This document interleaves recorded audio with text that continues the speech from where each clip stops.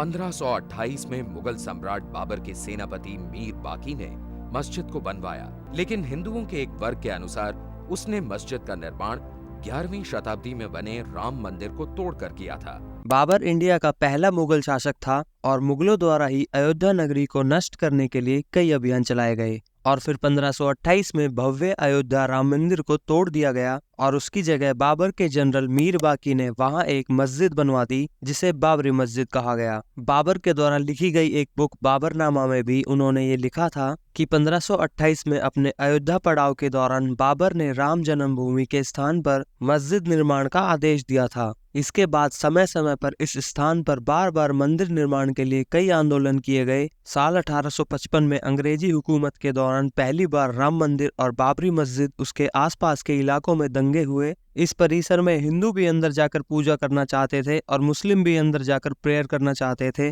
मगर ब्रिटिशर्स ने दोनों की ही पूजा पर बैन लगा दिया और इस एरिया को पूरी तरह से सील कर दिया। लेकिन उसके बाद उन्होंने एक सॉल्यूशन निकाला कि मस्जिद की जो मेन बिल्डिंग है उसके अंदर मुस्लिम्स प्रेयर करेंगे और बाहर जो एक चबूतरा है उस पर हिंदू पूजा करेंगे। ब्रिटिश एडमिनिस्ट्रेटर द्वारा इन दोनों स्थानों को एक दूसरे से अलग करने और दोनों धर्म के श्रद्धालुओं के बीच विवाद की स्थिति को टालने के लिए इसके बीच में फेंस भी खड़ी कर दी गई, मगर इस सॉल्यूशन से हिंदू सेटिस्फाई नहीं हुए और फिर 1885 में पहली बार एक कोर्ट केस फाइल किया गया महंत रघुवीर दास की तरफ से और उन्होंने ये डिमांड करी कि जो हिंदुओं का पूजा स्थल है वहां पर एक रूम बनाने दिया जाए ताकि पूजा आराम से हो सके, मगर रघुवीर दास की उस याचिका को ठुकरा दिया गया। और फिर 1947 में भारत देश आजाद हुआ। उसके कुछ समय बाद ही 23 दिसंबर 1949 को राम जन्मभूमि मंदिर के इतिहास में एक बार फिर जबरदस्त मोड़ आ गया।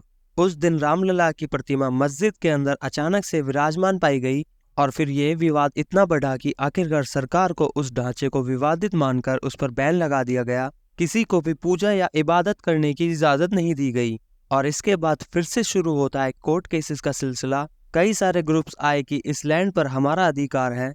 इस डिस्प्यूट के दो की जगह 3 मेजर पोल थे। पहला हिंदुओं का ग्रुप, दूसरा निर्मोही अखाड़ा और तीसरा था सुन्नी वक्फ बोर्ड जो कि मुस्लिमों की साइड से लड़ रहे थे।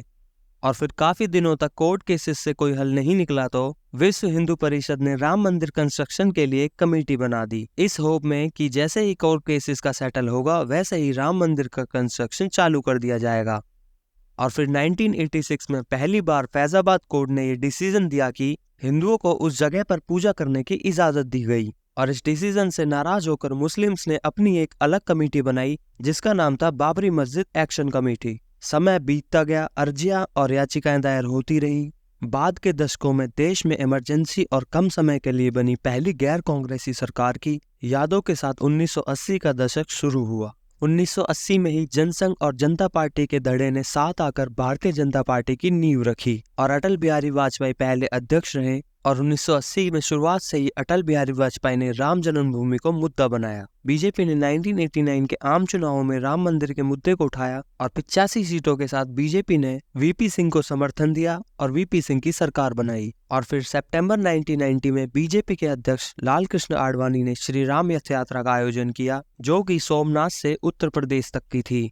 इस रथ यात्रा में काफी लोग जुड़ते गए और जैसे ही यह यात्रा बिहार होकर गुजर रही थी वहां पर आडवाणी जी को अरेस्ट कर लिया गया और इस अरेस्ट से नाराज होकर बीजेपी ने जो वीपी सिंह गवर्नमेंट को सपोर्ट दे रखा था उसे विड्रॉ कर लिया गया। उसके बाद यूपी गवर्नमेंट ने सिक्योरिटी को देखते हुए उस लैंड का कंट्रोल अपने हाथों में ले लिया, लेकिन उसके बाद भी भारत में दंगे थमे नहीं और कई सारे दंगे देखने को मिले और 1992 में हजारों की संख्या में कार सेवक अयोध्या पहुंचे और उन्होंने बाबरी मस्जिद पर चढ़कर पूरी मस्जिद को ढहा दिया।